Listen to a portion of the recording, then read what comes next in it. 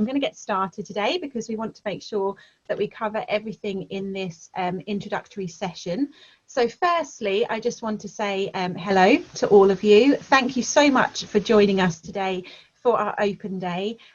Slightly different than we're used to because it's virtual, but still really exciting. And I really hope you come away from today with a lot of your questions answered, a lot of key information that you're looking for, and also a real insight into Cranfield and our campus. So we've got lots of different things planned for the rest of the day that will give you that level of information. So really hope you enjoy yourselves. We're really excited to meet you all and speak to you.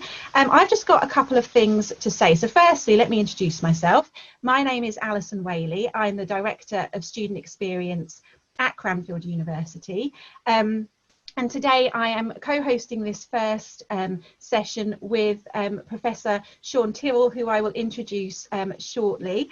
Firstly, just a couple of things we want to cover to make sure you're aware of how today will run. So the sessions will be recorded, so please do be aware of that. You should have been alerted to that previously also. Also, just to make sure everyone can hear the sessions well and get the most out of them, it would be really helpful if you can remain on mute. So that's helpful. So if you can use the chat function on Zoom, so if you're not familiar with Zoom, if you hover your cursor around the screen, it will show you an information bar, and on that there is the chat facility. Please do use that so to ask any questions or to make any comments or just to interact with each other, but it's just really helpful if we have everybody on mute so we get the most out of today and you can all hear the information that you're here to hear. So also, gallery view is my personal preference. It's up to you, but gallery view means that you can see everybody, so we can all kind of interact, and if we've got multiple people speaking, as we will do as the session progresses, then you can see everybody. So rather than speaker view, we would recommend that you go for gallery view. Again, if you want a main computer, that will be an option at the top right hand corner. If you want a tablet, it might be slightly different.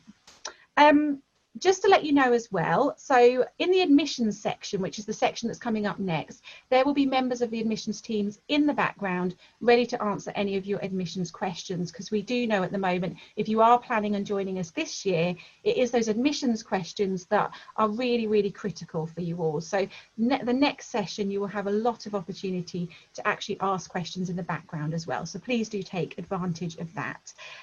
We're also taking questions on Instagram, so I don't know if you follow us yet on Instagram, but Cranfield University on Instagram, and you can DM us with any questions that you might have throughout the day, and we will be actively responding to those also. In addition, we have a PhD student takeover tomorrow, which is well worth a watch, and actually in the highlights on the Instagram account, we do have a number of past student takeovers that might well be of interest to you. Quick recap on what we're doing today. So Sean and I this morning welcoming you to Cranfield. 10:10 till 10:40 it will be the admissions team, and that will be a really good opportunity for you to gain further information on both a general level and also at that individual level if you need to. At 10:50 till 11:50 I will be hosting the campus tour, a really good interactive session where we can go through together the different areas on campus and speak to people like the accommodation team, the careers team. Then 12 to 1, meet your course team, which is obviously very, very important. We know that. And if you are a research student with us today as well, there is an opportunity to meet Professor Tom Stevenson at the end of the day at 1:15 for a research Q&A. So that's the quick run through. With no further ado, it's my pleasure to pass you over to Professor Sean Tyrrell. He is our Pro Vice Chancellor of Education at Cranfield, and he is going to kick off today's presentation. Over to you, Sean. Brilliant. Thank you very much, Alison. Welcome everybody who's joined us today on the virtual open day. It's really great to meet you virtually, and I hope you will have a really informative session with us and have all of your questions answered. That's the idea. So as Alison has said, I'm the Pro-Vice-Chancellor for Education. So that means that I look after all of the taught courses at Cranfield University, and I'm responsible for making sure that the quality and standards of our courses are meet the highest of standards, that the Cranfield learning experience is special and distinctive, and to make sure that the overall student experience is great. So that's my job. So what I'm going to do is just work through a few slides now, just to tell you a little bit about the background to Cranfield and why the Cranfield experience is so special and distinctive.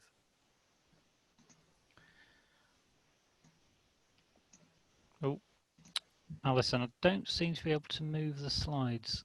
Okay. Ah, there we go. Thank you. So, first of all, just saying a little bit about Cranfield University.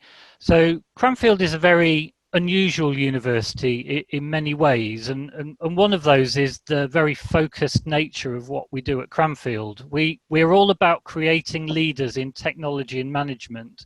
So we don't cover the entire range of academic disciplines that you might find at a conventional university. We're very focused on our specific areas of specialism, and so it's the technical and engineering side of things and business and management where we are strongest, and wherever possible we like to bring these together so that we bring together expertise in both of those areas. Another thing that's particularly special about Cranfield and is a part of all of our courses is the fact that they're very close to business. So we say that one of our goals is to be able to unlock the potential of people as individuals and organizations by partnering and bringing academics and business together in everything that we do. So whether that's in terms of the transformational research that we do, the postgraduate education, or the professional development and short courses that we do, that close to business angle pervades everything. And of course, the most perhaps the best known thing that's special about Cranfield is that we are exclusively postgraduate. So obviously most universities have a large undergraduate population as well as postgraduates, and we only have postgraduates. So we're specialists in postgraduate education, specialists in postgraduate research, and that creates a very unique environment at Cranfield that we're very proud of. I think you're going to have to move the slides on for me, Alison. Thank you. Yeah, that's fine. Thank you very much. So the next sort of aspect of life at Cranfield is to think about what the nature of the student population is. So I've already said that we're a specialist postgraduate university, and because of that, we're relatively small. So in terms of global universities, we've got a relatively small population. So around about 4,000 postgraduate taught students, around about 800 doctoral students, postgraduate research students, and then a larger number of learners who come in to do continuing professional development. And on some of our courses, you sometimes have a mix of all of those. So people who are doing a master's course, maybe a few doctoral students taking a module, and then short course delegates as well. So we get that very much a sort of a professional mix at Cranfield, but very focused on the postgraduate sort of career relevant aspects of learning. In terms of the mix of students, more than 50% of our students come from outside of the UK. So we are incredibly diverse in terms of the global spread of students from around the world. So so not just from the UK, but from the rest of Europe, and then everywhere else, every continent in the world. I think another sort of unusual part of the mix at Cranfield is the is the number of part-time learners that we have. So we have a very significant proportion of our learners are doing part-time study, and some of our courses are only for part-time learners. Next slide, please, Alison. And then in terms of the what it's like interacting with our academics, we are especially lucky to have a really good academics to student ratio. So it's quite unusual at a university for there to be an academic student ratio of 1 to 5, and that's because we are a specialist postgraduate institution. Many of our courses have quite small group sizes, so it's not unusual for group sizes to be 10 or 20 on a lot of our courses. We do have some courses that are really popular and can have higher numbers, but even in those courses we do everything we can to break down into smaller group learning. And that's especially important right now, given the COVID situation that I'm sure will come up on several occasions during the discussions today.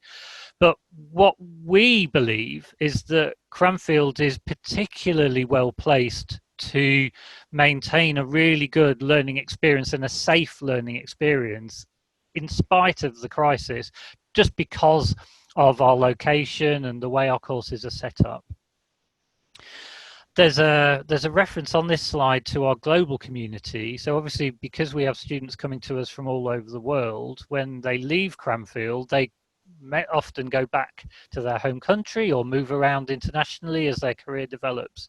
And we put a very high emphasis on maintaining a very active global alumni, and we run sessions throughout alumni sessions throughout the world quite regularly, and have very active local alumni groups. And that's obviously important in order to keep contact with Cranfield University, but also we think it benefits you as a learner. So if you're coming to Cranfield in the next few weeks to start a course, that active alumni network is incredibly important, because it helps to inform our courses and our learning, and a lot of our project work is done with ex-Cranfield graduates, and so we feel that's very important. And then in terms of our international esteem, we have lots of awards, and we rank very highly in sectoral league tables. But one of the indicators I'd like to draw your attention to is that we're 6-time winners of the prestigious Queen's Anniversary Prize. So this is an award that goes to higher education institutions who've been particularly innovative or have demonstrated excellence in their sector.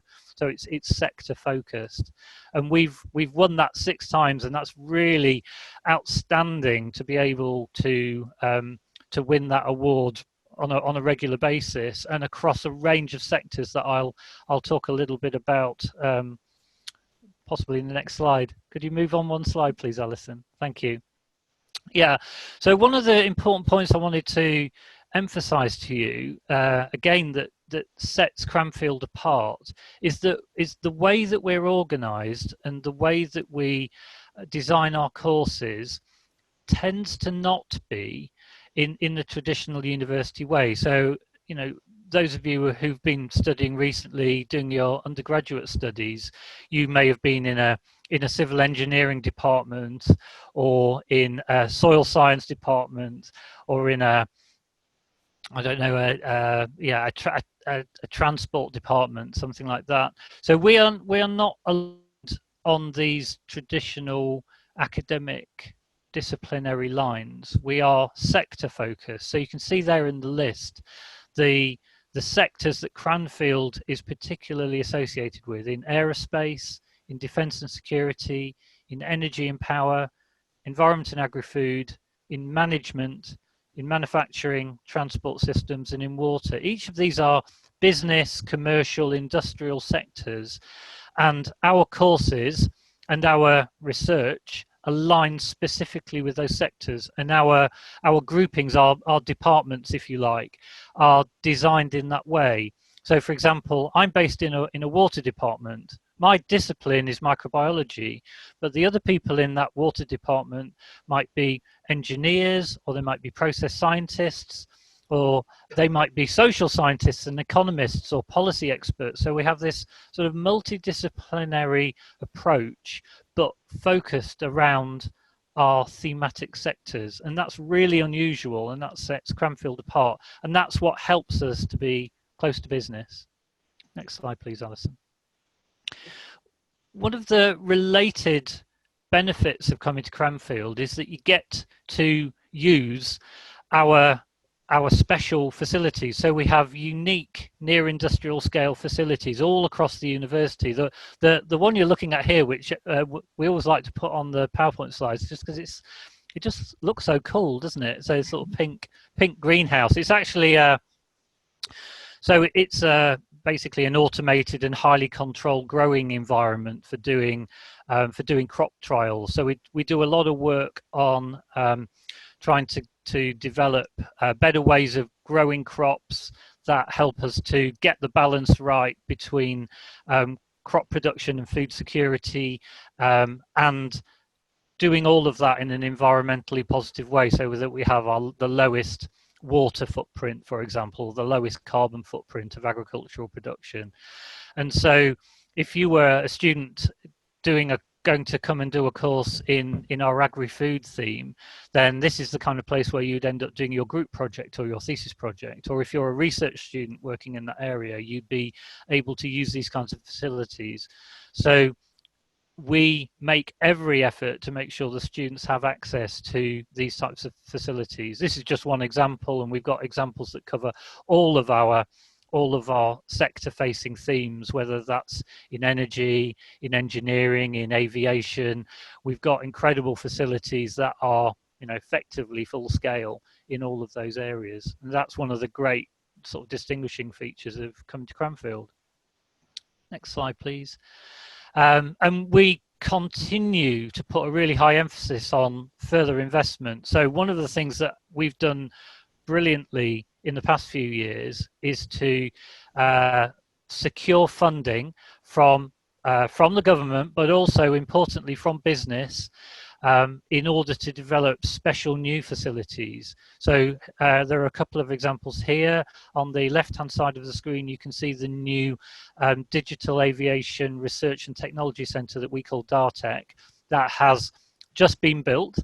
I think parts of it are still being kitted out at the moment. And this is to focus on Cranfield's sort of new focus area on digital aviation. So here we're interested in things like digital control tower for airports, automation and sensing of the cabin environment for aircraft. We're heavily into drones. And so all of these are kind of novel and new aspects of aviation. On the right-hand side, you can see something. I'm not even going to try and say collaborate. I'm not going to try. It's in short, it's UCRIC, and so this is a new development that we've got in the water sector. So here we've got new buildings, and within the buildings, new large-scale laboratories to allow us to do exciting, cutting-edge, close to business work in clean water treatment and in dirty water treatment, wastewater treatment. So in these buildings, we're able to set up, pilot scale treatment facilities and do advanced measurements using very impressive lab facilities that have been built. And this is a collaboration between UK universities and the water sector, supported by the government. So these are unique facilities that you can only find at Cranfield. And whatever course you're interested in, or whatever research area you're interested in, we've got facilities like this that will significantly add value to your studies at Cranfield. And as you would expect from the story I've been conveying to you, we are we have super close links to industry, sometimes small national industries like national NGOs like WaterAid, you can see at the bottom, which is a UK charity that works to provide water and sanitation to developing countries around the world, all the way up through government departments and through to blue chip international brands like Airbus or BAE Systems or Boeing in the aerospace sphere. You can see food retailers and other major retailers that are international brands there as well. And a wide range of manufacturing and construction companies.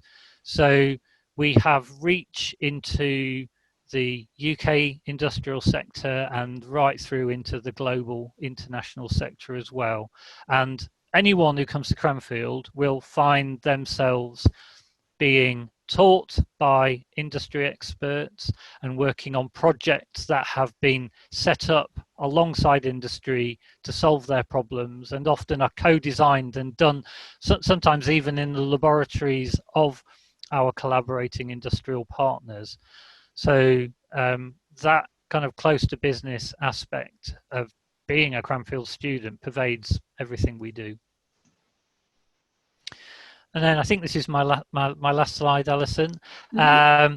So I think I just wanted to say something about the learning experience, especially in the context of the COVID pandemic. Obviously, the world has gone through significant change over the past 6 months, but we're all adapting to a new normal, aren't we? And we have to go forward, and in everything that we do, Cranfield is making sure that we retain all of the elements that make a Cranfield degree special. So all those things that I've been talking about applied to courses last year, but they'll apply to courses this year as well, the year that you're interested in joining us. So we're going to make sure that all of those key aspects are still a part of your course, but we will have adapted them to the environment that we currently faced with. So we are confident that the physical learning environment will be safe, and Alison and others will say more about that later on. So we've made lots of adaptations to the physical environment, to the digital learning environment, to allow us to blend high quality online education together with our face-to-face work. We wherever possible and wherever it's appropriate to your particular course, we will maintain a good face-to-face experience, but in an adapted way, generally focusing more on smaller group sizes to make it safe. But of course, Cranfield is known for that anyway, so that plays to our strengths in our opinion. And I think you'll see, as you learn more about our campus, you'll see that the actual physical learning environment is a particularly Cranfield's very lucky to have sites that lend themselves to a sort of a safer experience than being in a city, for example. I think that's all I want to say. I'd like to hand over to Alison now. Okay, thanks ever so much, Sean. That was a great insight into everything Cranfield. So I'm just going to cover a few additional things. I'm not going to linger on this slide too long. I don't think it's a really important and interesting infographic in the sense of it does clearly map out the stages you might be at this point in time in terms of your Cranfield journey. And we recognise that all of you are at different stages. You maybe haven't applied yet, maybe you have applied, you're wanting some key information, and we've managed this this day to day to make sure we can, wherever you are on this graphic, we should be able to help you and support you with your questions. So but it's just an interesting one to be aware of, and we'll develop more into that in the next session with the admissions team. So student experience, obviously as director of student experience, I have a real active interest in this side of things. Obviously student experience is inside and outside of the classroom, and I think it's just important that at Cranfield just to stress, we really recognise that. Like, there's no point having an excellent classroom experience and an amazing academic experience if actually for the rest of the time you're not able to interact with each other and see your own or other personal interests and your hobbies and activities, and just gain from that network of staff and students that we have here. So, for example, this slide is telling us 36 clubs and societies run by our Cranfield Student Association. The Cranfield Student Association is committed to delivering what our students want. So there's 36 clubs and societies, but if there isn't the one for you, then just let us know, to be honest, because the Students Association like to be innovative, like to be adapting to different students' interests year on year. And that's like how we like to treat students at Cranfield. It is with that kind of flexibility of, okay, well, you're interested in that, we can definitely look to see if we can engage with that. I mean, I think recently we've developed a handball team because we had no one interested in handball about 5 years ago, and now we've got everybody interested in handball, and we've actually done very well in some of the leagues. So I think that's just an example, and I just want to make sure we stress enough that yes, we take academic studies very seriously at Cranfield and our standards are high, but we also have high standards when it comes to the experience that you get outside of the classroom as well. Life on campus, as Sean stated, you know, we really are in a prime location right now. We're in the heart of the English countryside. We have a lot of open spaces. We have open buildings. We have some amazing buildings, but they're very cleverly designed as well to allow for the kind of the space that we all need more than ever right now. So I think that's really important. Both of our campuses, our Shrivenham campus and our Cranfield campus, are located in the heart of the English countryside. I think the campus tour we do later in relation to the Cranfield campus will really show that further as well. But this picture here shows, you know, where we are sat in just outside kind of Milton Keynes and Bedford. There's lots of fields, there's lots of spaces, walks, all sorts of things. So it is that feeling of, yes, we're close enough to towns and cities, but we're also far enough away to be able to say we are rural. And I think that's a really important note. Life on campus, I've touched on the kind of fun side, and I want to make sure that you get a feel for that today.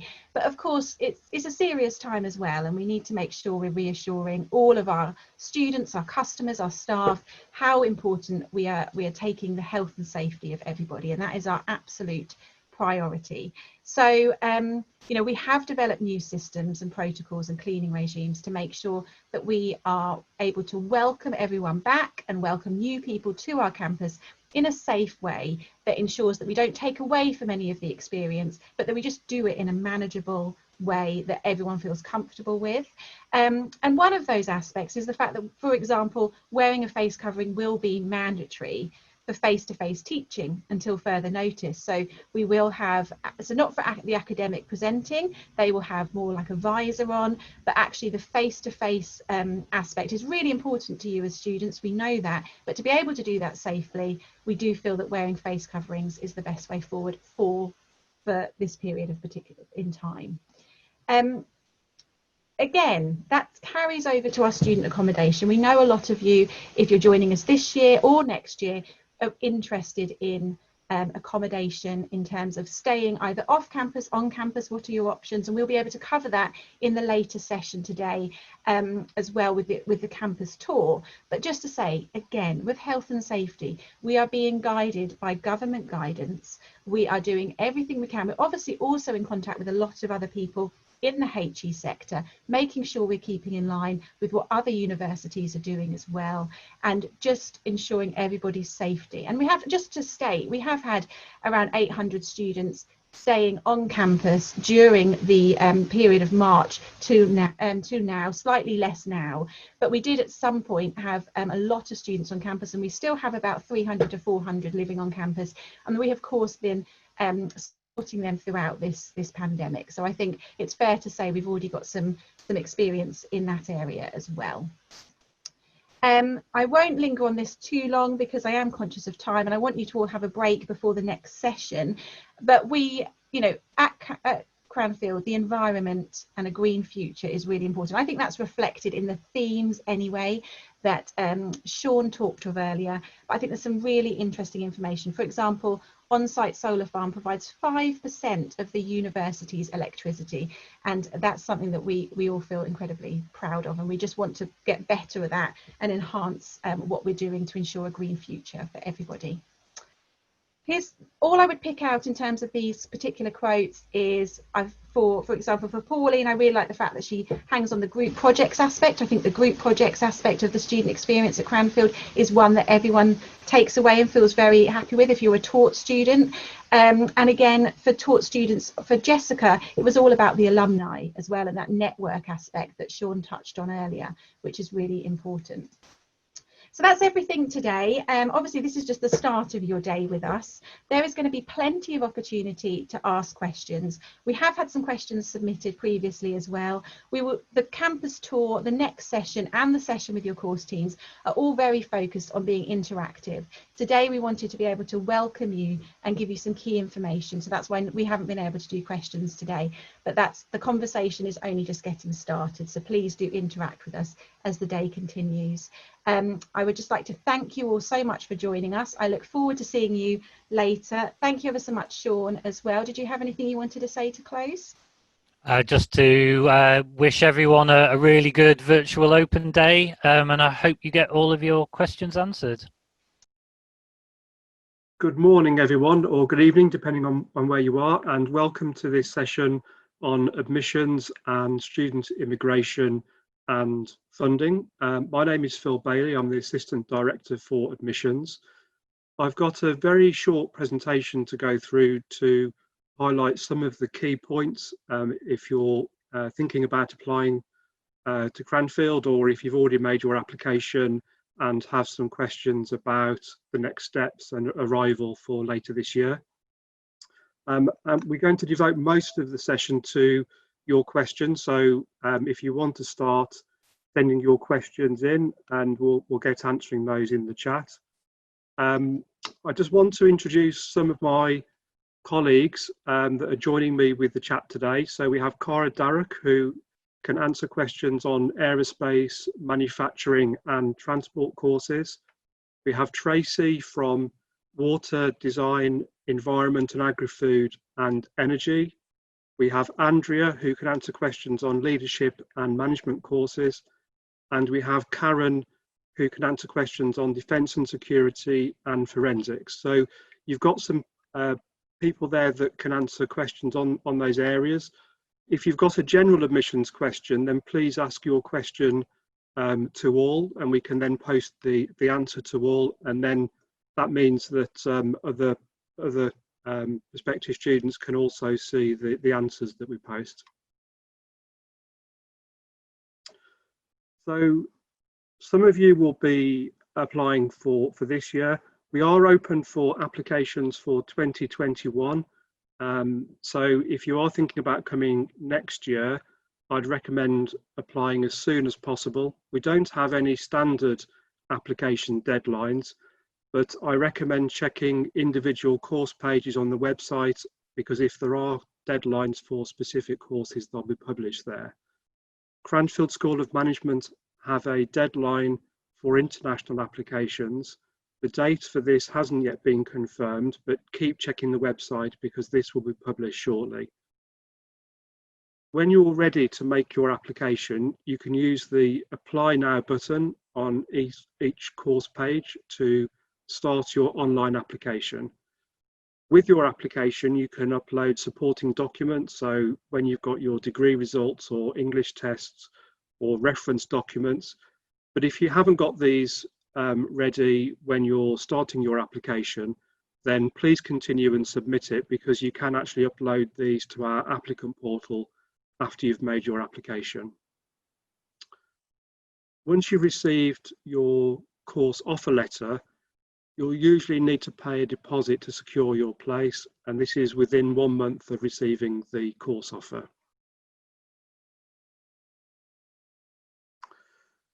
So just want to say a few things about English tests this year. We've had a lot of changes due to coronavirus and the closure of test centres at different locations around the world. So we've been flexible this year to offer a number of different tests. Many of these can be taken online. Go to our website for a full list of these, but I've listed below some of the common ones that we have been accepting. So things like IELTS Indicator, the TOEFL Special Home Edition, LinguaSkills and Language Cert. And we've also offered our own online English test this year via Password Solo. Now, we don't know what's going to happen next year with English test centres. We're seeing them starting to reopen. So if you're applying for next year, keep checking the website to see which test we accept. But if you've taken one of these tests, then we will, of course, accept this for next year. We do also offer pre-sessional English courses. The dates for these for next year haven't yet been confirmed, but I've put on this slide an indication of the courses we offered this year. We had a 10-week course starting in June and a 5-week course starting in July. And you can see the entry requirements on there. IELTS 5.5 for the June course and IELTS 6 for the July course. And on our website, we'll also have details of the course fees for these programs. So these courses have now finished for entry for this intake. But if you're applying for next year, then we will be offering pre-sessional English courses over the summer. So I just want to finish by highlighting some useful links to get you started. So I've listed there some of the important highlights, how to apply, entry requirements, pre-sessional English, and fees and funding. If you're coming this year, I'd recommend you look at the link welcoming you to Cranfield. So this has got all of the information about arrivals and registration for this October, including induction arrangements, registration, and pre-arrival. So I'm now going to hand over to Sam Goodwin, if Sam is available. Hi Phil, yes, I'm here. Can you hear me? I can, Sam, yes. Do you want me to move the slides along for you? Yes. Hello everyone, my name's Sam Goodwin. I'm from the Student Immigration and Funding team. So we can answer your questions on funding issues such as scholarships and loans, and also visas and immigration. So next slide is on visas and immigration. We have some useful resources there for you. So if you are looking to come this year, it is important that you submit your Tier 4 visa application as soon as possible if you haven't already. I would recommend that you visit the UKISA website, that's the UK Council for International Student Affairs, and they have a whole page dedicated to updates in relation to the COVID-19 pandemic and how that may affect your visa application and arrival this year. So please have a read through of that. You can contact us with any questions at the email studentimmigration@cranfield.ac.uk. And similarly for funding, which is on the next slide, we have some resources for you that you can have a look at. The funding options for those looking to start this year, I'm afraid, are very limited. In fact, they have all closed pretty much. You may be able to look at student loans. So if you are an international student on a full-time master's course, you may be able to look at getting a loan through Prodigy Finance. If you are a home student or you live in the UK already, there are other options as well. So we have the master's loan from the government, Student Finance England. We also have a couple of other providers called Future Finance and Lendwise that support students who live in the UK. For funding options, if you're looking to start next year, they will become apparent over the next few months. So keep checking on our website. You can contact us at studentfunding@cranfield.ac.uk for updates on open funding options and scholarships that may be opening for next year. Also, please check on your course page where there is a fees and funding section that lists all the most relevant opportunities for your specific course. So that's it from me. So I think the next phase is questions. I'm sure you may have some questions for Phil and myself. That's great, thank you, Sam. So we are now going to move to a question and answer session. So we've had some pre-submitted questions, I believe, as well. So keep the new questions coming in through the chat, and we'll start to go through those. So I'm now going to hand over to Alice, who will take the first question. Hi Phil. So yes, we've been sent a few questions in advance from some of our prospective students. So I'll ask the questions and between you and Sam, that would be grand. So typically, how long after submitting my application would I hear back from the university? Was one of the questions that we've had in the chat today. Mm-hmm. So in terms of a decision on the application for talk courses, we aim to get a decision within 3 weeks. It does vary from course to course, but that's the aim. For research, it can take a little bit longer because quite often there is an interview and discussion with a prospective supervisor about the research project.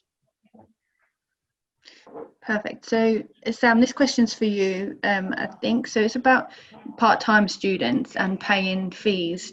Is it an opportunity for part-time students to pay their fees in instalments? This is probably actually our student finance team that will be able to give you the best answer.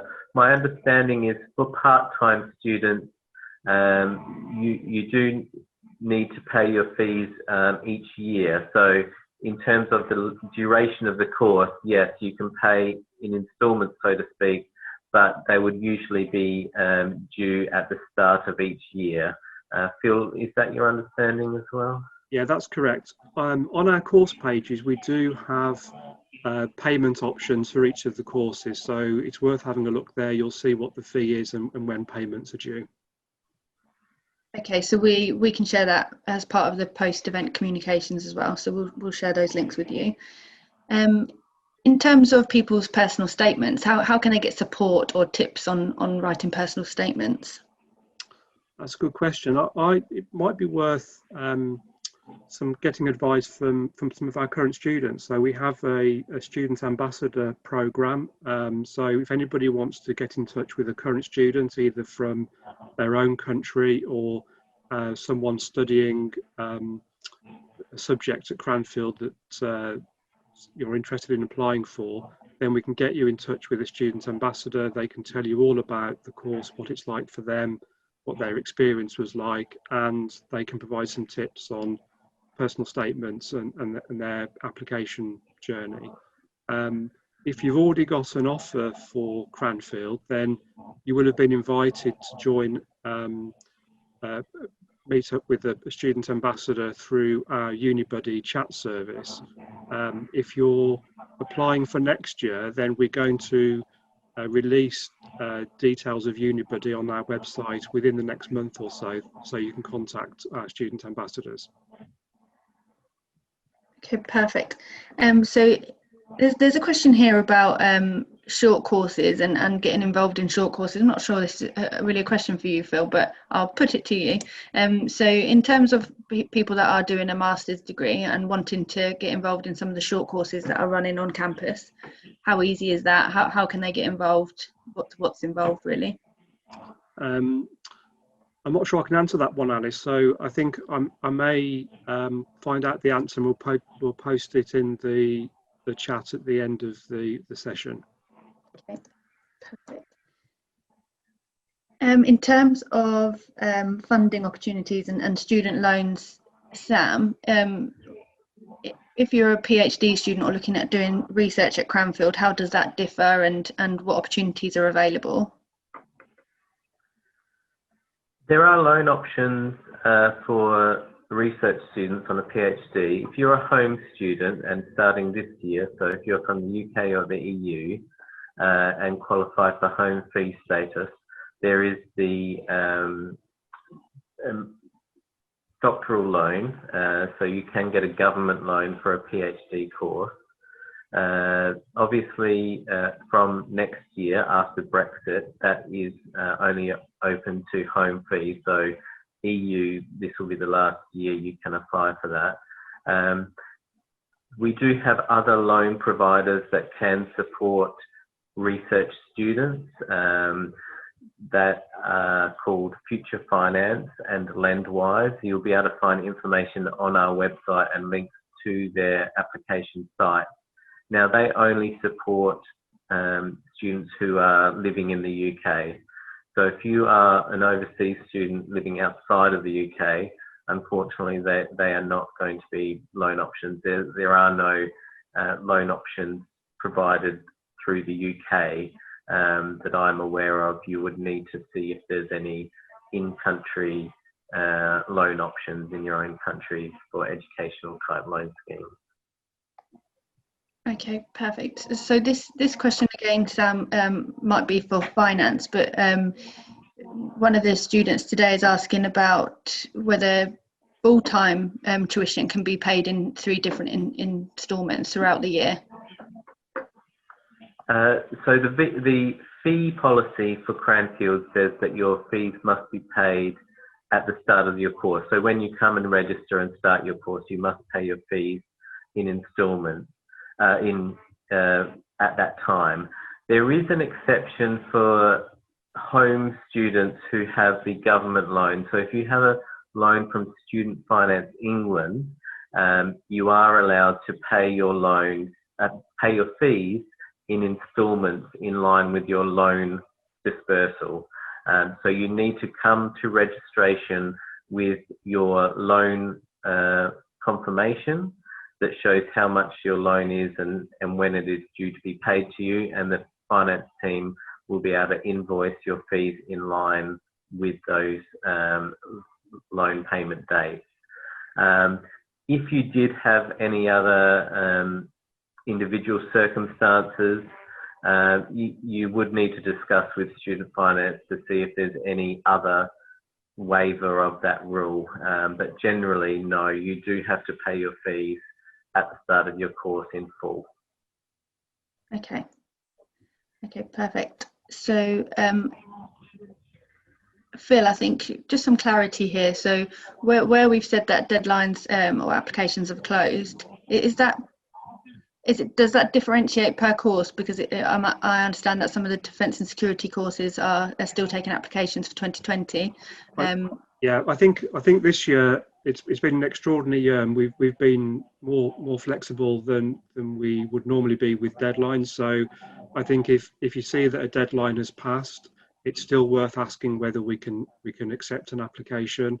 We have extended many deadlines, and certainly for students coming this October, where we know that you may have faced delays with getting documents either for scholarships or for your current degree results, then we're being as flexible as possible to allow you as much time as you can to provide those documents. So if you're not sure, then please just ask us. Thanks, Phil. So I'm just going to go through a couple of the questions that are coming through the chat just now. So my question is Cranfield English test enough for UK visa procedures? So I think that's referring to the Cranfield online English test. And yes, it is. Because of the status that Cranfield has with the UK VI, we are able to use our own test and make our own assessment of English. So that's fine for the visa application. Okay.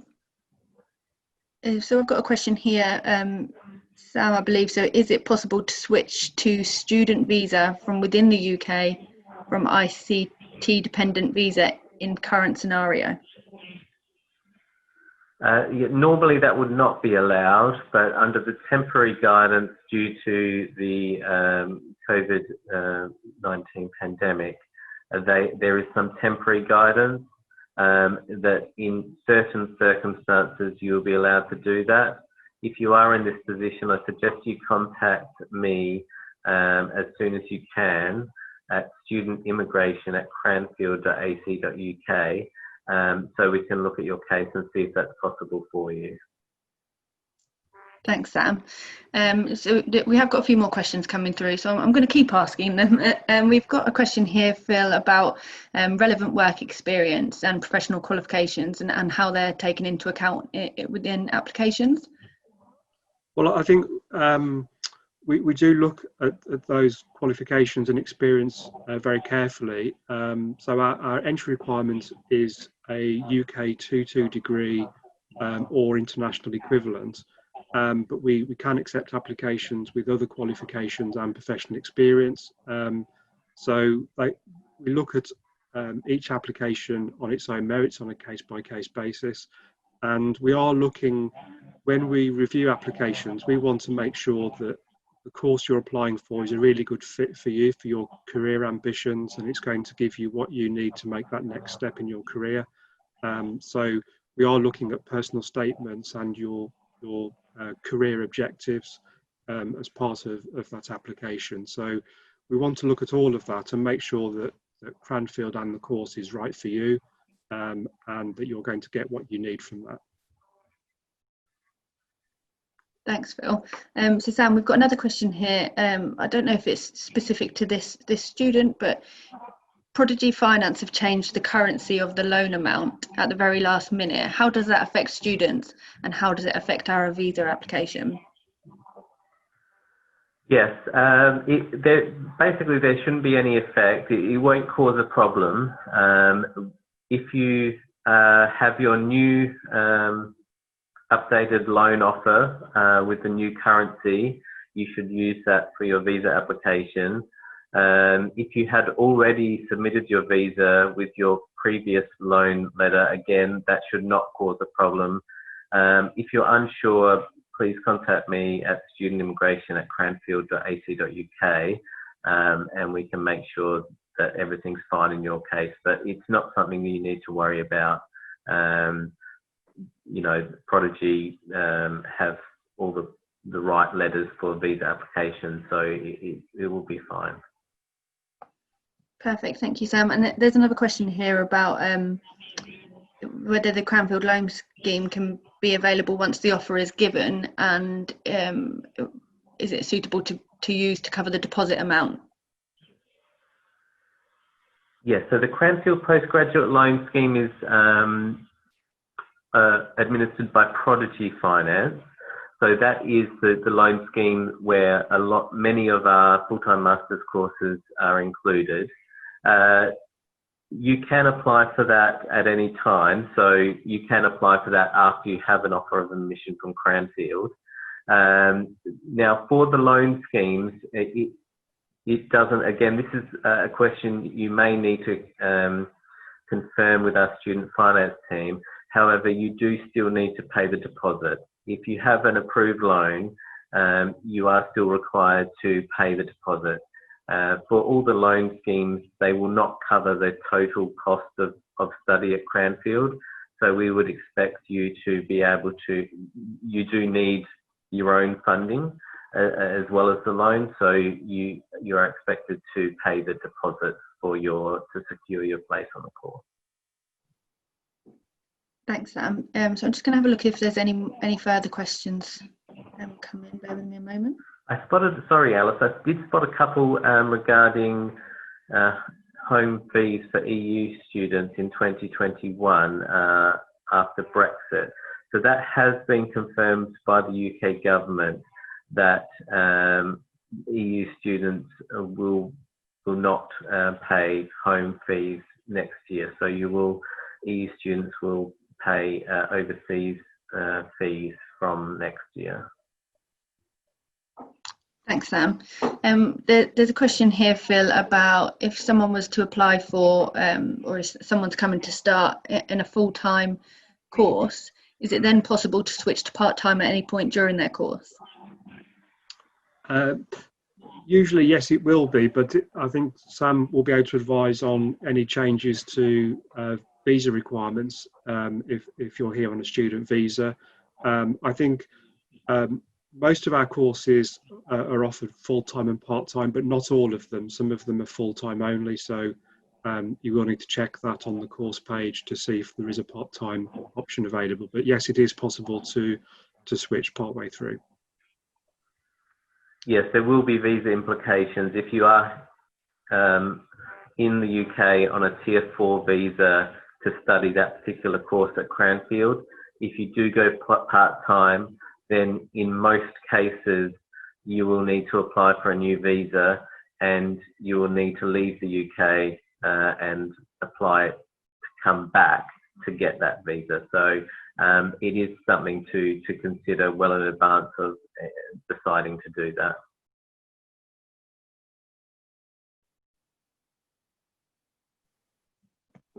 Thanks, both. So I've got another couple of questions. Sam, I think you might have covered this in your presentation, but just some insight again on when people should apply or have the ability to apply for scholarships for 2021. Yeah, so 2021, for international students, you need to start looking early. We have international scholarships such as the Chevening Scholarship and Commonwealth Scholarships that open around October and generally have an application period between October and December. And then from sort of January to May is the main scholarship period for other scholarships. So there may be scholarships offered by Cranfield, there may be other scholarships by external organisations that are open during that period. So it is important to look early. Like I said, you can contact us at studentfunding@cranfield.ac.uk, and we will have the most up-to-date information regarding scholarships. I would suggest contacting us from October onwards. If you are a UK student or in the UK a home student, then January is the time to start looking. Thanks, Sam. At the moment, is the only way to contact you via that email address, or is there a phone number as well? That's the only way. We're currently working remotely, so we're not able to answer the phone at the moment. The plan is that in the coming months we will have presence in the office, so you could call us. But in general, it's very hard to give information on the phone anyway, because we don't know all your personal circumstances. So pretty much the best way to get the most complete information is to send the email, and you will get the complete sort of funding guide for opportunities that may be open. Perfect, thank you. I think one last question for yourself, Phil. There's a lady here that's just asking, are there any preference between academic, so are academic references preferred to references from previous employment? Is there any preference? Not a preference, but I think it depends on where you are in your career and when you actually finished your degree. So if you've recently finished your first degree, then we'd usually like one academic reference at least. But if you've been in employment as well, then one academic reference and one employment reference would be ideal. If you've graduated perhaps a bit longer ago, it might be quite difficult to contact your academic referees. So we would be happy to take 2 employment references. Okay, thank you. I think we're going to close at that point. We have got this chat saved, so what we'll do is any other questions that are unanswered, we'll carry on answering those questions throughout the day or following over into the later end of this week. Phil, have you got any closing words, or yourself, Sam? Just like to say thank you to everybody for joining today. Really appreciate to have so many people on this session, and hope to see your applications coming through soon. So I'm going to get started.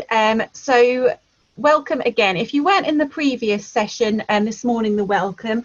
Firstly, just let me say that I'm Alison Whaley. I'm the Director of Student Experience at Cranfield, and I have the pleasure of hosting this session for you today, in which we hope to be able to share with you our Cranfield campus. We obviously have two sites at Cranfield University. We have Cranfield and Shrivenham. Today we're going to focus on the Cranfield site, but actually, as you can see, this virtual tour is available to all of you to go on our website, and if you wanted to do this in your own time as well, to explore any areas that I don't go into today, then please do that.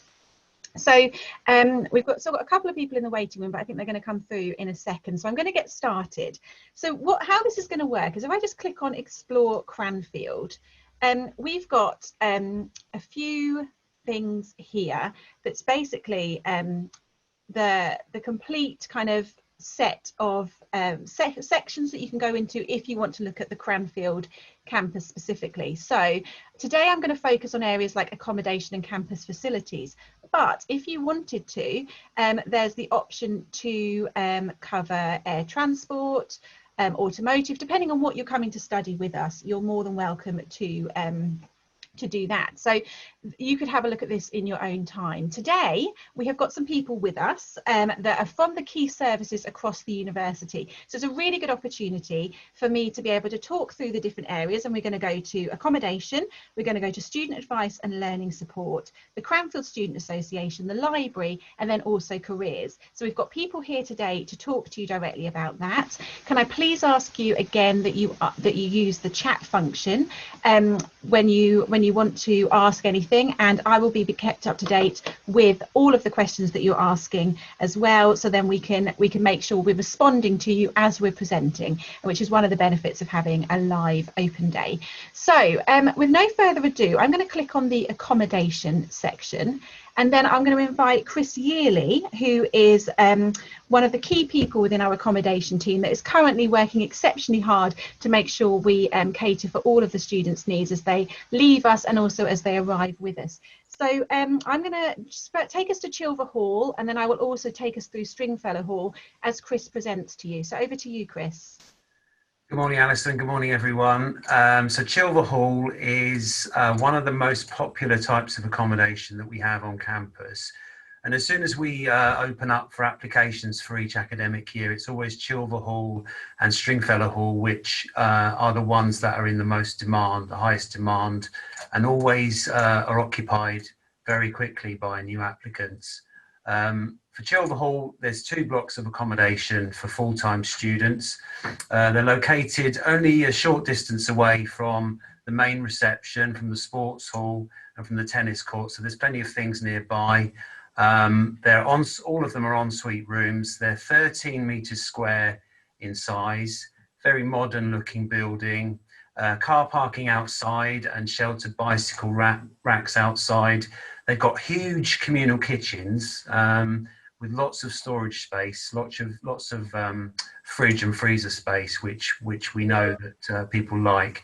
And there's 6 rooms to each flat. So there's I think there's 8 flats in each block, and 6 rooms to each flat with a large communal kitchen and all that storage space. And each of these rooms is currently £20.42 per day. That's £142.94 per week. And in that price, that includes all of the utilities, so you don't have to pay any extra bills, and Wi-Fi is also included free of charge in that as well. So very popular area of the campus, Chilver Hall, along with Stringfellow Hall, which I think we're going to look at next, Alison, aren't we? Yeah, absolutely.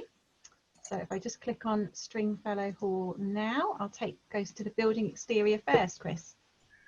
Great. Well, it's a real, there's a real sense of community in Stringfellow Hall. There's more blocks, more rooms, also in a great location, very close to lecture rooms, to the centre of the campus. Extremely popular. I'd say this is probably more popular than Chilver Hall, and at the moment it's our newest accommodation we have, although we are building more accommodation on campus at the moment. Again, these are self-catered we've got 196 single ensuite bedrooms in Stringfellow Hall, but we've also recently made available an additional 54 rooms which are catered, which we can give you more information on if you'd like to ask us about that afterwards. Again, car parking spaces available outside, sheltered areas for cycles, large kitchens, again, lots of storage space, and 5 rooms per flat in Stringfellow Hall, a slightly larger bathroom than you have in Chilver Hall. And these rooms are currently priced at £22.79 per day. That's £159.53 per week. And again, all utilities are included and your Wi-Fi is included in that price. Great, thank you ever so much, Chris. So we have had a couple of questions coming through. So if it's okay with you, I'm going to ask those to you. So first of all, we've got a question around the kind of whether or not we have the accommodation is unisex, or whether or not you can also be specific if you want to only be with either male or females. Yeah, I mean, when you apply for your accommodation, if you'd like to specify anything like that in your application, there is a space there for you to add additional information. We do have female-only areas. We also have male-only areas. So we will look at the demand for those types of accommodation, and if we need to create more areas for one gender, we will do that. So please, if you're going to apply for accommodation, please specify that, any requests like that in your application, and we'll do our best to help you. Okay, great. And what's the situation at the moment in terms of if people have applied late? Is there any chance of still getting on-campus accommodation at all for this year? At the moment, we're fully booked. We have a waiting list. We are advising all of those people that are on that waiting list. They should have received an email with some information about what to do to find accommodation off campus. However, we will keep those people on the waiting list, and if people defer or people withdraw, we will offer to the next person on the list. So we offer based on the date of the application. So just because you've received that email, it doesn't mean that we won't be able to help you in the future. It's a good possibility that something will become available. It just won't be yet. So I would say the best thing to do really is to keep your options open, have a look off campus, maybe look at trying to find something short term if you can, and keep in touch with us, and we'll be able to advise you accordingly. We'll do all we can to help as many people as possible, but at the moment we don't have availability. Okay. So we'll keep a close eye on that, and we'll keep people updated. And I think it's worth saying, isn't it, that off campus is somewhere that lots of students choose to live as well. I mean, we've got Cranfield Village close by, haven't we? And then Bedford and Milton Keynes not too far away. So whilst on campus is often favoured by some, we do also have quite a lot of students that live off campus as well. So we have that off campus support available. Yeah, and we do get feedback from students who have initially been very keen to live on campus, who've gone off campus and actually say that they've got no regrets about that because it's turned out to be a more fulfilling experience. So, you know, I think it is worth looking at that. And on the Cranfield Student Pad website at the moment, there are a lot of properties which are actually very close to the university campus, which is still available. Right. Okay. Well, that's good. I think that's something to be mindful of as well. Thank you. We've got some questions which I know obviously we were very much aware this is going to be on people's mind. It's around the quarantining. Now, what I would say is, like, what plans are we doing around that? Just to state before I hand over to Chris that on our website, if you go to the main homepage, there is a coronavirus web page, and on that there's a link to the Q&As, and we are working very hard to make sure we've got a question and answer document for you that's always up to date with all of the key questions about how we're supporting you in the coming weeks as people start to arrive on campus. So I would really encourage you to have a look at that question and answer document as well, because it does have all of our up-to-date responses to things like quarantine and how we're going to be handling those sort of periods. But over to you, Chris, if you've got some information you can share. Yeah, so if you're due to arrive on campus shortly, you know, just really want to make you feel, you know, let you know really that we're taking everybody's safety very seriously. That's our priority. So, we put extra measures in place. We're doing extra cleaning. We're arranging additional accommodation for people to be able to self-isolate if they're arriving early.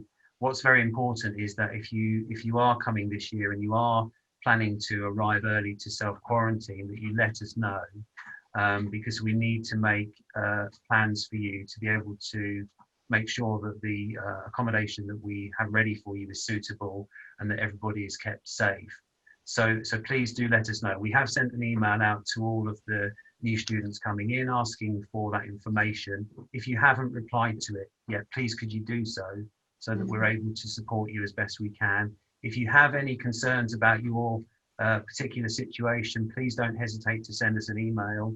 Everyone's situation is slightly different. We have people traveling from all over the world. So, your situation regarding arriving at the campus and getting flights and getting here on a specific date will be unique to you. So we're doing our best to support as many people as we can. Yeah, and we have got some questions there, Chris, actually, just to touch on that around, if people are coming in like in the middle of the night, if they're coming very late on a Sunday. Now we have the airport meeting service in place for students. So if you are coming as an international student into one of our airports, you will be collected as long as you register through our airport meeting service.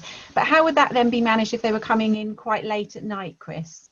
Okay, we'll be registering throughout the night, so there's no problems with your arrival time. If your flight's delayed and you can't arrive until 3 o'clock in the morning, there'll be someone here to register you. What's important is that we know, we have an idea of what day you're planning to arrive so that we can make the necessary plans for you. And what about if people are having to quarantine and have a communal kitchen? Is that, well, for the quarantine period, that won't be in use because the hot food, the food will be delivered to students? Yeah, we're delivering food to students who need to self-quarantine. So in very rare situations, the kitchen will be available because some students will be in an area on their own. So they'll be able to use that kitchen. We'd need to advise them of that. But if you're in a shared area and you're self-isolating, we will deliver food to you and we will provide more information on what food is available and how that's going to work within the next few days, actually. So right, because we've got a few questions about things like, if people are vegetarian and how many meals a day will it be and that sort of thing. So that sounds like it's information that's coming soon. Yeah, and we've sent in that email that we've sent out to everybody. We've asked for, if anyone has any food preferences to let us know. So the more information we have in advance, the better it's going to be for us, and to be able to make sure that we provide what it is that you want. So yeah, that's fine. Just let us know if you have any food preferences, and we'll be able to help you with that. Thank you. And what about if students kind of have a disability or a mobility issue? How do we cater for those? Do we have? We obviously have accommodation that can cater for people with mobility issues. Can you talk a little bit about that? Yeah, we do. We'd always prioritise. We'll always review each person's situation individually and make a decision based on that. But we may be able to prioritise you depending on your situation. I think the best thing to do, if you have any specific requests, is to send us an email directly, and we will be able to let you know what type of accommodation we have, whether it's suitable for you. And we'll be able to let you have a look at it, send you whatever information you need to be able to assess whether that is a suitable type of accommodation for you. So yeah, the best thing really is for us to be able to have some kind of dialogue and discuss your situation so that we can do our best to meet your requirements. Okay, and what about part-time and executive students that are maybe joining us just for a week or so or a couple of times a year? At this point in time, are we able to offer them any accommodation at all? And if not at this time, when is that changing? It's not. We don't manage the part-time accommodation from this office. However, we do have close links with the area that does manage that. So I think that it would be the best thing to do would be to either contact us direct, and we will pass on your information to the relevant people, or to contact Mitchell Hall reception, because they will be managing the bookings for that. I believe that if you are attending a part-time course and you're looking for accommodation from October, that will be available. But please get in touch with us if you need more information. We can find out for you and let you know. Because from my understanding is we have a conference centre on campus, don't we? But that's not opening for a couple of months, which is also functions as a hotel. But actually, where people would normally be staying there, we can also help them. We have got an area of the university that's helping them then find hotel accommodation that's very nearby, because we are surrounded by quite a few hotels that aren't too far away from the university as well. So, but as Chris says, yeah, absolutely. If you can contact the accommodation team, Mitchell Hall. The thing is, we've got some very general information, but we know that every student really needs to be treated in a way on an individual basis, because you have got such specific logistics that you're all handling, and we're very happy to have those individual conversations with you. I think we probably need to move on a little bit now from accommodation. Obviously this is a really important topic, and we will continue to make sure we can check through all of your questions. I would also just say the Q&A document, we will obviously use the questions we've had today and continue to update that as well, to make sure that we've got everything on there covered that we should have. Interestingly, I have had a question about off campus. If you're staying off campus and you want the airport meeting service, yes, absolutely. It's all international students who would be flying into an airport on a flight. We offer a meeting service where it would then take you to your wherever you're going to be staying. So that, yeah, we don't distinguish there between the off-campus and on-campus students at all. The only difference is obviously the quarantine support that we can give to off-campus students is significantly different. But that said, in the Q&A document, again, we talk about the information and advice that we can give as to how we can ensure our off-campus students are getting food and all the essentials that you need when you come into the UK. Okay, right, thank you ever so much, Chris. I think we will leave it there for accommodation, if that's okay, and we might well need to come back to that. So if I'm going to move on now into, if I just take us back out of the accommodation area, and we're going to go to campus facilities now. So campus facilities shows you all the different areas that are in between the school buildings that you might come to speak to one of our key student service departments. You might just want to go and have a drink at the Cranfield Students Association, for example, those sort of things. All of these areas are opening up as we speak. So we're in a stage at the university now where we have been closed for a little while. And when I say closed, haven't been fully closed. We've had students living on site, of course, on our residential site. We've had students back in labs for a little while now, and that sort of thing. But when we're talking about some of our bigger facilities, like the library, like the Cranfield Students Association, we're in a process right now of opening them up, ready for our new intake. And I think that's just a really important thing to make sure. Now, obviously, as I stated in the welcome presentation, health and safety is underlying all of that. So we are doing that in a safe way. We can't open a library and just let everybody into the library. But Simon will be able to talk further about that when I introduce him shortly. But that's just an example of the fact that this campus that you're seeing right in front of you now, and the Shrivenham campus, is in a phased opening stage right now as we speak. So we're all very excited about that, because we're all desperate to get back to it. So I'm going to take you to building 45 now, which is E on this, Education Services and Student Advice Centre. So the Student Advice Centre is situated in building 45 at the moment, and that is where it will stay. We will be offering different sort of services for all of our student focused departments. So I'm going to hand over to Wei and Emma now. Wei works in the student advisor position within the team, and Emma takes on a dual role, but is going to talk to you today around the learning support aspect of what the team delivers. So over to you, Wei. Hi everyone, thanks Alison. My name is Wei. I am one of the student advisors in Cranfield University Student Advice Center. So our Student Advice Center, we provide integrated, professional, and student-centered services to the student. So our aim is to give your information, advice, guidance, and then support in order for you to develop during your study period with Cranfield, and then also to achieve your full potential.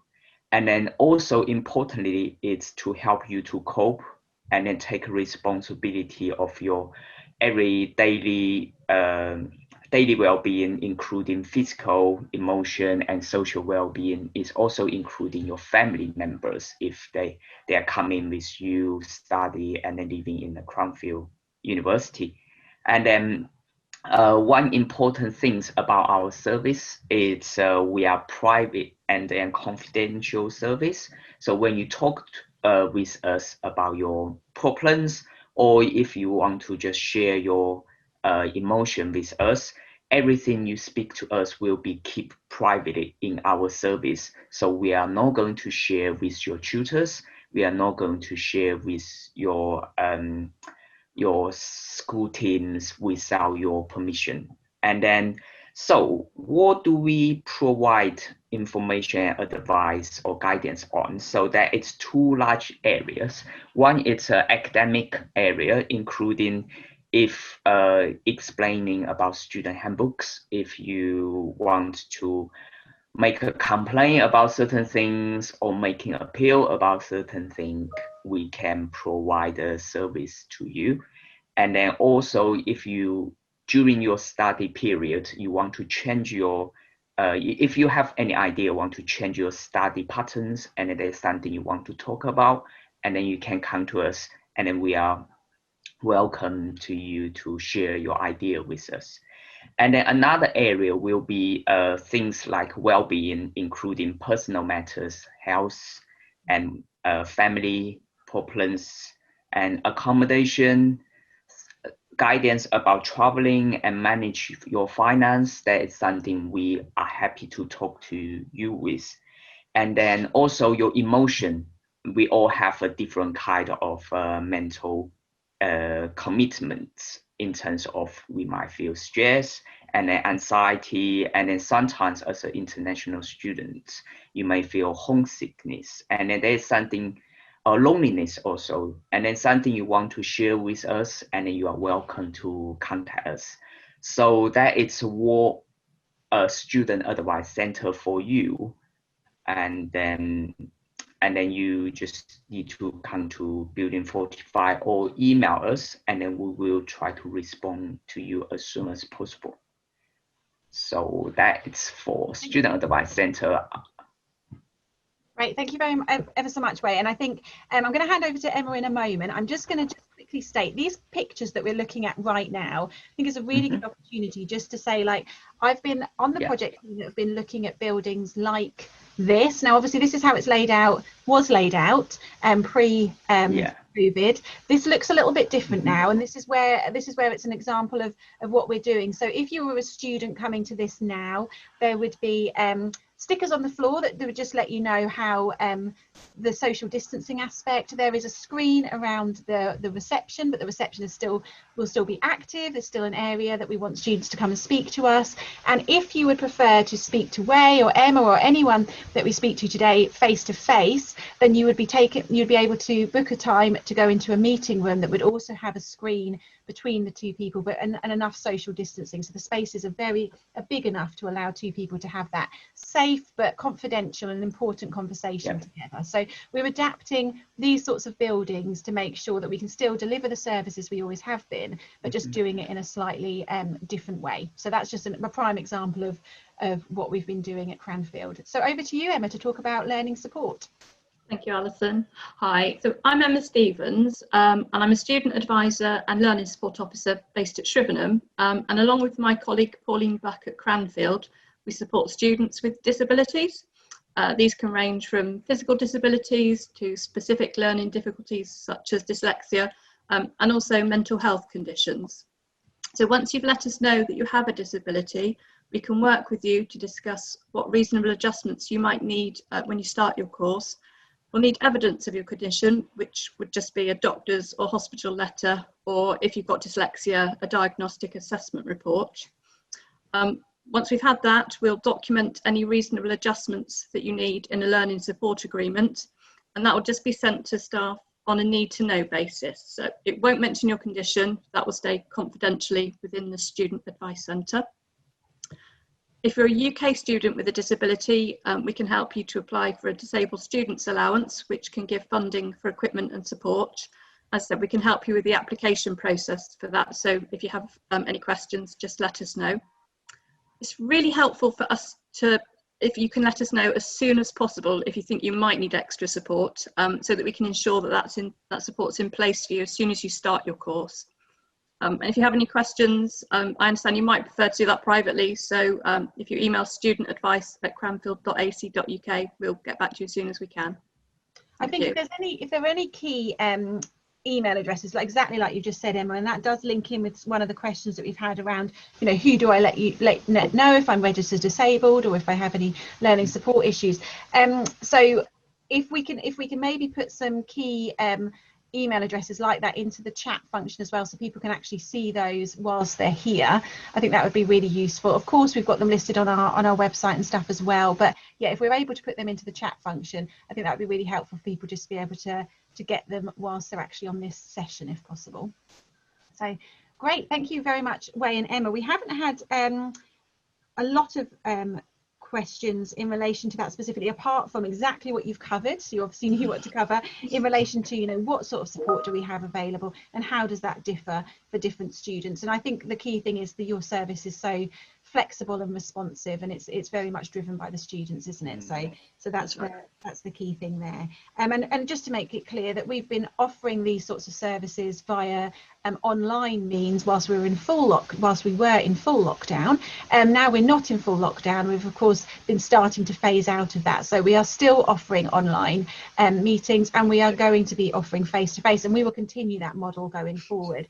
So some students are really loving the online conversation. It's easier, they can be a bit more flexible, they don't have to come onto campus if they don't need to. So we've recognised that, we're going to continue to offer that service, but we also know how important that face-to-face interaction is, and we don't want to lose that. So that's exactly how we're doing that blended model, but you will also see within your learning, we're doing that within our student services as well, which I hope you will find satisfactory. So one of the questions we have had through is, what would be the procedure if at all that we fall sick when we're under quarantine? So this is probably slightly to do with Chris, slightly is not kind of, I suppose it wouldn't come under student advice, how to approach the NHS even if we're not registered with them. So that's quite specific information, and that is very detailed information that is on our Q&A coronavirus section of the website. I would say that we have got a coronavirus reporting email address that you will be alerted to under our health and safety information that will be sent out to you soon. That would be exactly where you would report that you are feeling unwell or anything like that. That's a responsive email that would then get in contact with you to find out exactly what you needed and how we could help you. That said, as well, there is of course support from the NHS. There's support from the NHS in terms of getting certain essentials for you, as well as of course being able to use the NHS as a service.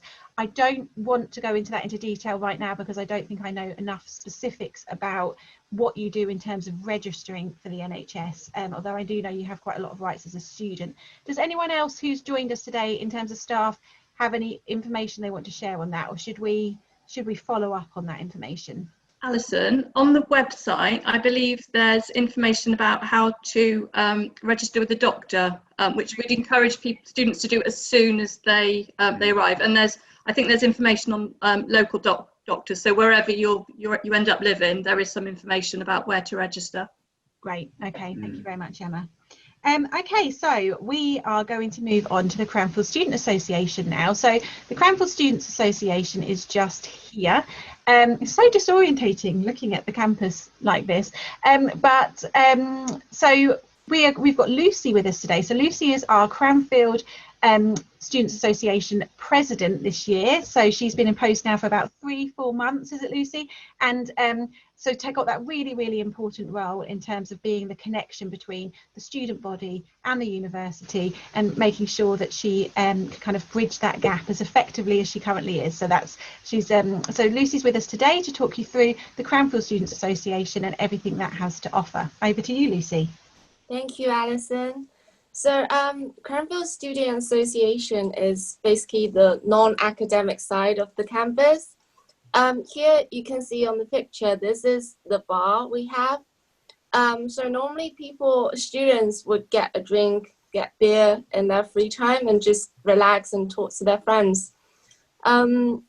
If we can, here is the garden. We have like a little garden area where students can have their lunch in summer. It's really popular in summer. And normally we would host activities in this garden area in summer as well. But unfortunately this year, because of the coronavirus, we weren't able to do this. But hopefully next year we'll be able to get the activity back on track. And here is the CSA shop where we have souvenirs and CSA logo kind of stuff. We also have like hoodies and mugs and pens that's with the Cranfield logo on. So you can get like your essential food, souvenirs, and also many international food as well.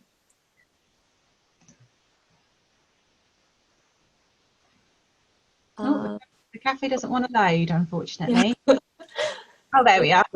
Okay, here's the cafe where you can get food. We are offering some international food like Indian, Chinese, and I think some African food as well.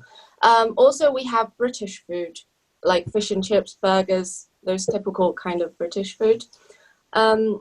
It's quite a good area for students to catch up and everything. Well, we're not only here to offer these kind of activity and cafe. We are also here to support students. If you have any questions, you can come and talk to us.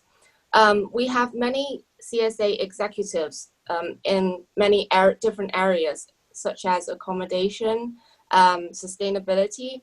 If you have any kind of problem, you can come and talk to us.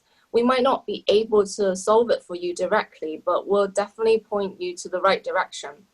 And also, the election for CSA executives will be open in roughly November.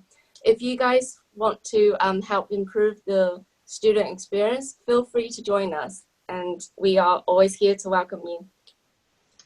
Thank you ever so much, Lucy. And we've had a question come through around, are there going to be activities that they can get involved in straight away as students, or will there not be any activities organised by the CSA because of the situation? Now, I know you've got lots of plans, so do you want to just talk about that a little bit? Yeah, absolutely. So right now we are, because most activities we have to be social distanced. So, but right now we are trying to organise some online activities. And also offline activities such as, we are able to do some guided walks into the Cranfield village. And also there was some paper plane challenges and some carton cars challenges.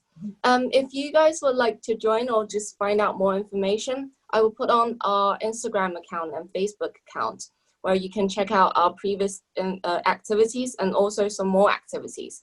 We also have many societies such as like culture related, like a Latin America society, India society, Indonesia, Chinese. I think they will be able to host some activities once we enter the next term. And also there are societies such as photography, international dance. I think photography society will be able to host some activities online. But many sports activities are not going to happen in the near future. But we are looking into trying to have some online ones. Yeah, and I think it's fair to say that it's an evolving situation. So, for example, certain things like we've all seen, like football starting to happen again. You know, I think the local tennis club here is opened up again, and things like that. So, whereas before, when we were in pure lockdown, of course, everything had stopped. We're definitely in that phasing of opening now. So, if there's a safe way to do something, then we know that there's a need to do it. So we will, whilst online is a great way, and especially a good way of making sure that we can keep people involved in Cranfield whilst they're in quarantine, for example, because a lot of our students we know will have to fly in and then quarantine for 14 days. So that's where online offers us a real good opportunity to make sure we're still interacting with you during that time. But then also there are, we're already planning some events for the welcome kind of event kickoff, which is around the 28th of September when our events kind of start. That there will be some on-campus events, of course socially distanced, but there will be opportunities to really get to know the campus and meet other people and that sort of thing, because we do know that's so important. I think we've kind of got a watching brief on it all at the moment. We all of the clubs and societies, some have been running quite effectively throughout in different ways, and some have had to cease completely. But I work very closely with Sue Richardson, who works also closely with Lucy, but Sue's a member of staff on the Cranfield Student Association side, and she is currently working very hard to think about how we can make sure things happen. And of course, we're still going to have a situation where the CSA has like a meeting room that's still bookable. You can still go into a meeting room and book that if you want to do an activity. And we're even looking at making sure the cafe's opening up and things like that. But it is just about making sure that whereas before we might have been able to have 50 people in that meeting room, now we're going to have less people in that to make sure it's safe for people. And that's where how we're adapting what we do. So I don't think we've got something. And the other thing is, I just wanted to mention actually that we have one of the thoughts we've had that we think is really important is about making sure quite quickly you can get to know different people with the same interest in you. I know there's a lot of chat going on social media and Facebook and things like that, which is great. I think it's good that you're all chatting to each other before you join. But I also think we are looking at kind of like a virtual matchmaking service in terms of interests and whether or not you've got similar interests, what sort of clubs and societies might be you might then be interested in. So for example, if you're thinking, oh well, I'm coming here and I've got this massive interest in, I don't know, basketball, I've got a really big interest in board games. It is that extreme, the sort of clubs and societies, what they cover. We've got a music room that we're planning on opening up, so if you've got an interest in music, you'd still be able to use that, just in a slightly different way than before. We can't have 10 people in there, but we can certainly have 2 people in there playing the drums and whatever they want to do. So thank you ever so much for that, Lucy. Really appreciate your time. We are going to move on to the library. So if you just bear with me one moment, we're going to go down to the library here. So this is really central to the campus. It doesn't look as central here, but it is a really central building in the campus. It's right next to the Vincent building, and it's got that nice green area in between it. I just want to take a moment just to mention, if you can see this green area here, I don't know if you can see my cursor. If not, between the G and the P, there is a kind of a green area you can see. And then also over by the O, on the campus as well, there's an area called Stafford Crypts. Now, I just wanted to mention that we've got we're investing quite a lot at the moment to make sure that there's safe covered areas for people to be able to enjoy a chat or a drink, or have their lunch outside of a classroom. We know when you're in classrooms, especially if you're going to be wearing masks, you're going to want to get out and get some fresh air, but we also know that sometimes it rains or sometimes it's a little windy or whatever. So if it isn't a beautifully sunny day, then we want to make sure you can still enjoy the campus and enjoy outside. So we are investing heavily in making sure there's seating in covered areas. So we will be putting quite big canopies up onto the campus, and we will be making sure that that's slightly different for you in terms of how you use that, given the situation we are. It is part of our response to the coronavirus situation, and altering our campus to allow for that. So I just thought that was important to mention as well. Right, I'm going to introduce Simon Bevan now. He is the head of the library, and we've got 3 libraries actually at the university. So Simon heads up all of those, and I'm going to hand over to Simon now to give you a little bit of information. Over to you, Simon. Very good, thank you, Alison, and welcome everybody to the library service presentation. It's really nice and lovely to have this opportunity to talk to so many of you. Feel free to answer or ask any questions as we go along via the chat, and we'll see if we can answer those. As Alison said, my name is Simon Bevan. I'm the university librarian at Cranfield. And I'll kind of break this down into 4 sections. First of all, the kind of physical spaces that we've got. What you're seeing now on the screen is the inside of the Kings Norton Library, which is the largest of our 3 libraries across the university. Opened in 1992, although it still looks brand new to me. Designed by Norman Foster, the world-renowned architect. So it's the space is it's a great space. The light quality is very good, and yeah, it's a great place to work. During normal times, this library is open continuously, so 24/7, 365. So you'll always have somewhere to go, whatever your sleeping patterns. At the moment, hours are, well, at the moment we're closed, but we will be reopening with slightly more limited hours from the beginning of term. So you will actually be able to get into the building, and we're very excited about reopening. Should we move on to the? Oh no, I can talk about the PC Hub. The PC Hub is a room downstairs in the Kings Norton Library, which is well, it's a PC Hub. It's full of PCs, but it's a really nice place to work for students. It's designed for mostly individual study, but there are also some group study tables in there as well. And in terms of group study, you can work in the PC Hub, or we have separate group study rooms that are bookable within the building. During these strange times, and because the hours will be limited, we're going to be offering a click and collect service across all three libraries, in fact. So you won't be able to browse the shelves, but you will be able to identify items that we have in stock online and request that those can be picked up. So you can reserve them and then pick them up.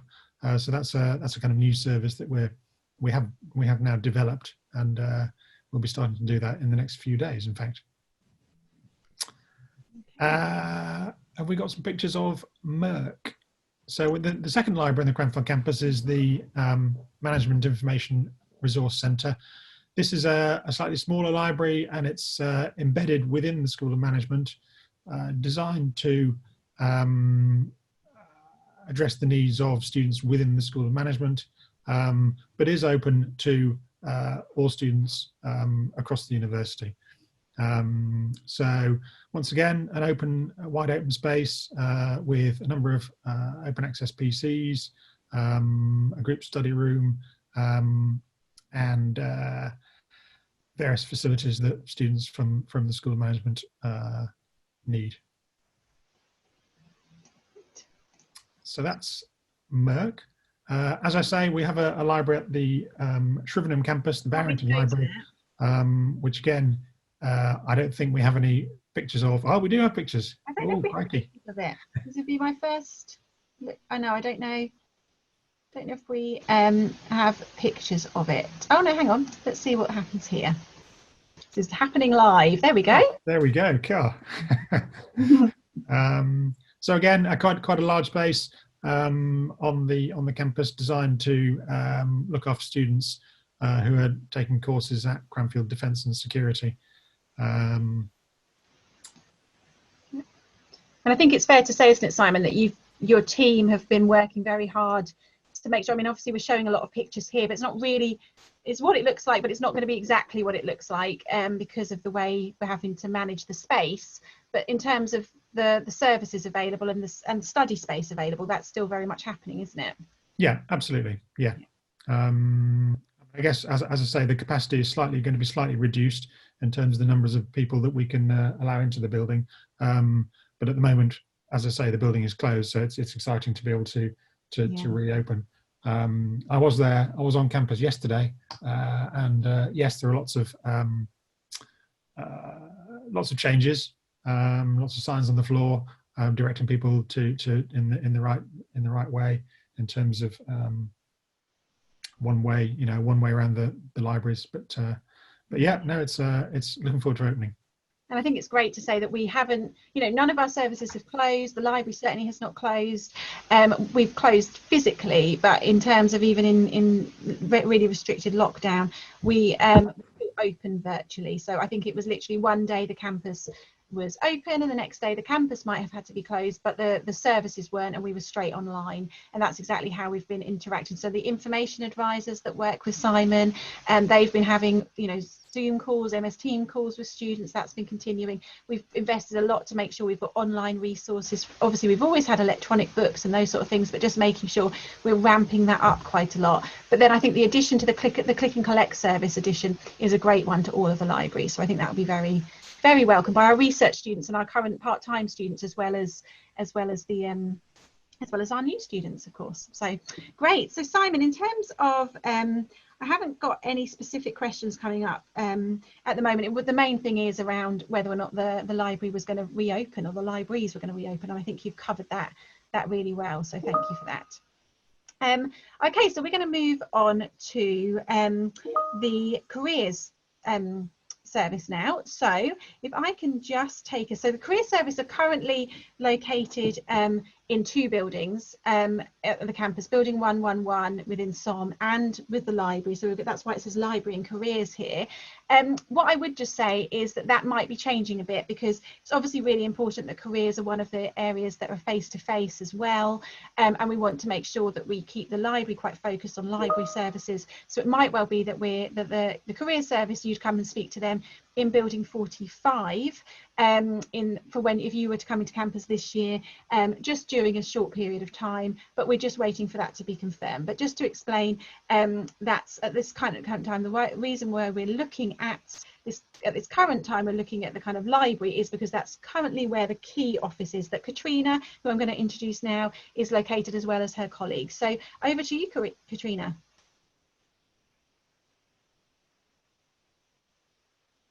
Yeah, have we got Katrina? Hello. No, yeah, sorry. Yeah, okay. Yeah, no, I was muted there. Thank you, Alison, and hi, everybody. My name is Katrina. I am one of the career development managers at Cranfield University, and I work in a fantastic team. And our role basically is to inspire you guys and empower you, and to make sure that you get to where you want to get to, and basically complement your academic studies. So how do we do that? I guess there's a variety of ways that we do that, but one of the key things is we do coaching appointments with you, and these are 20-minute appointments. They can be face-to-face or virtual, where we will put a plan in place with you and really go through the steps that you need to take to make sure that you're ready for the job market, and you know how to navigate the job market and ultimately become a success in your job search. So the key thing that we'll look at first is your CV, because what you'll probably appreciate, everybody's coming from all over the world, and we all have different CVs. We use a Cranfield CV here, and it's a 2-page CV.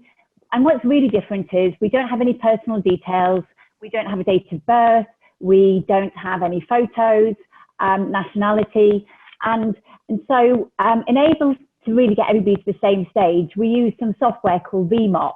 And you should have access to VMock before you come to Cranfield, so you can start working on your CV. So really the first meeting is all about your CV. It's that foundation that we need to move forward. But within our coaching appointments, we, as I say, offer lots of support. So maybe, you know, you've got an application form, maybe you've got a cover letter, you've got interviews coming up, or an assessment centre, or you just really want to understand where you should be looking for jobs. And we appreciate that everybody is going to have different sectors that they're interested in. So it's really important for us that we tailor our advice and, as I say, empower you guys so you get to where you want to get to. So that's one thing that we do, the coaching appointments. But how else do we support you? Well, really in a variety of ways. We've got learning packs that you can... Oh. Can you hear me? Yeah. Yeah. Just lost you for a minute, Katrina, but we can hear you now. You just got to the word learning packs. Okay, thank you, Alison. Yeah, so we have some learning packs online which you can download. We fully appreciate that people want information at different times of the day. And so we also have online videos that can help you. So again, you know, covering things like CVs, interview skills, assessment centres, you know, how to prepare yourself, how to navigate this complex world of work. Which is actually still quite active at the moment. We have a fantastic employer engagement team, and they do virtual careers fairs.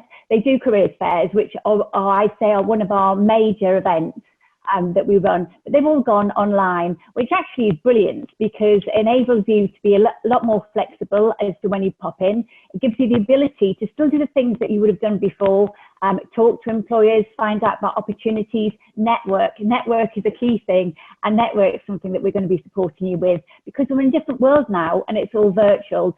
So again, networking, you know, we will support you with your LinkedIn profile, get you to think about how you want to present yourself to potential employers and how you want them to perceive you. But the employer engagement team also do some really exciting things. They bring employers onto campus to inspire and motivate you and tell you about the different opportunities. They'll be doing that virtually at the moment.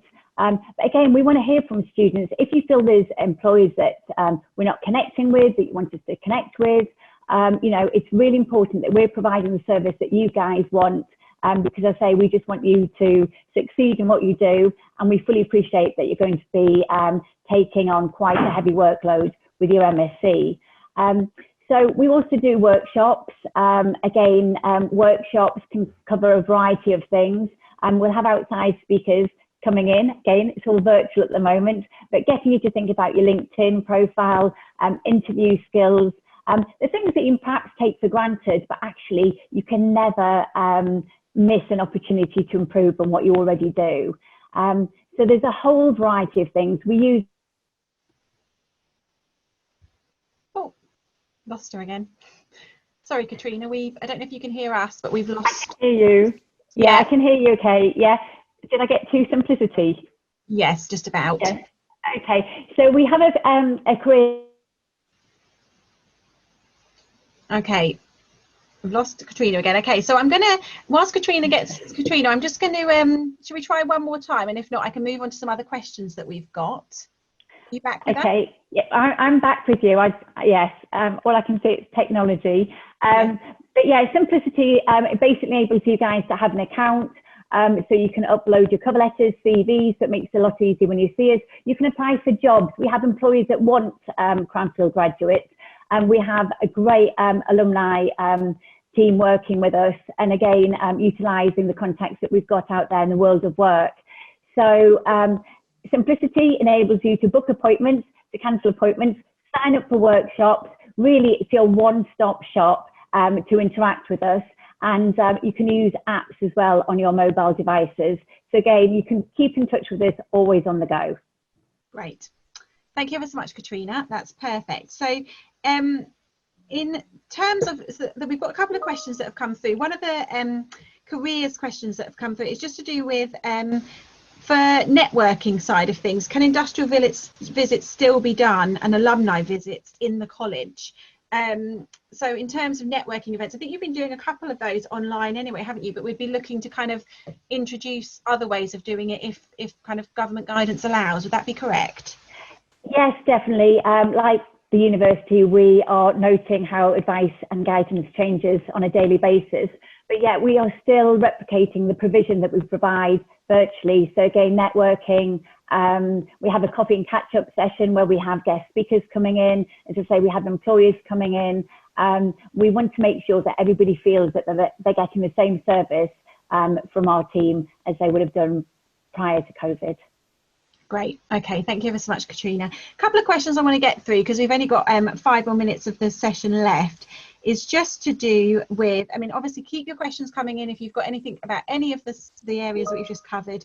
I had a question about if we've got any EV charging points, and yes, we do have those outside of our accommodation office and also at Martel House. I think I can go to Martel House actually. So at Martel House here, which is located at the further end of the campus, you can absolutely kind of, we've got EV charging points there. The other thing that we've had a question about is how much parking do we have on campus? So we have, yeah, absolutely.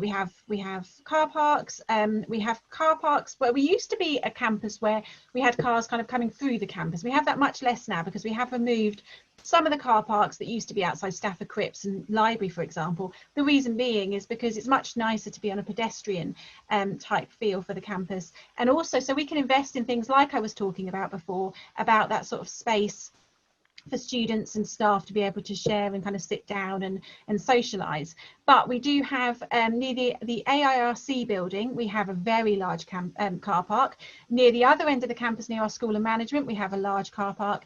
And near our sports centre, we have a very large car park and a few little areas in between where people can park. So there is plenty of parking on the campus.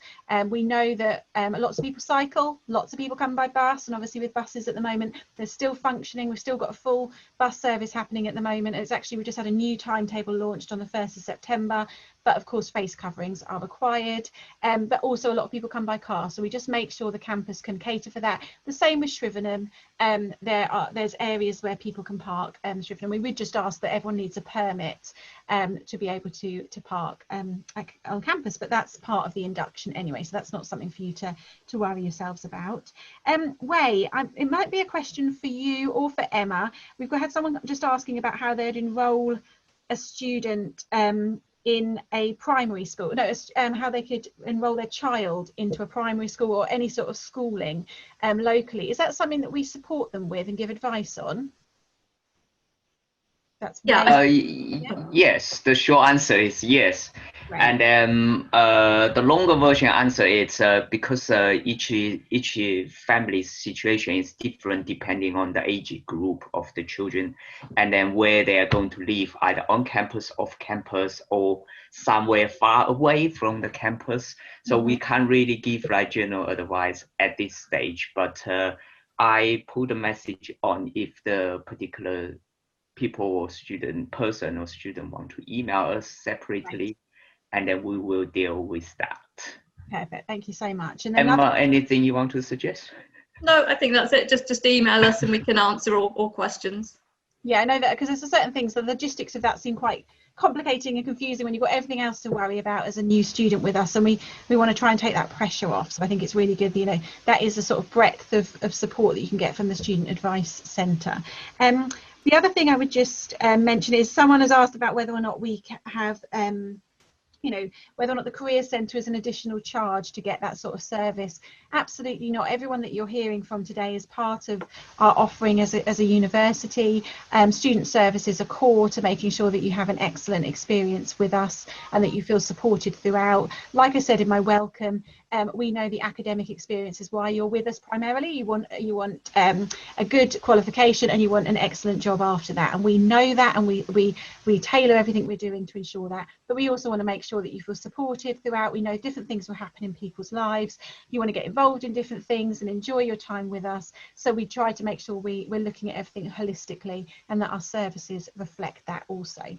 So I think that's everything that I was going to cover in terms of people coming through. I'm just going to take a quick check to see if there's anything. I do just want to mention again that any of the questions you've asked today that you don't feel you've had fully answered, we are going to be looking at the questions after this, and we're going to be following up as well with you. So we don't want you to take your time today to come to join us with this open day and then come away feeling like you didn't have questions answered. So obviously we're doing everything we can to try and make sure that's not the case, but we will be following up as well, because we can save all of the chat that we've had today.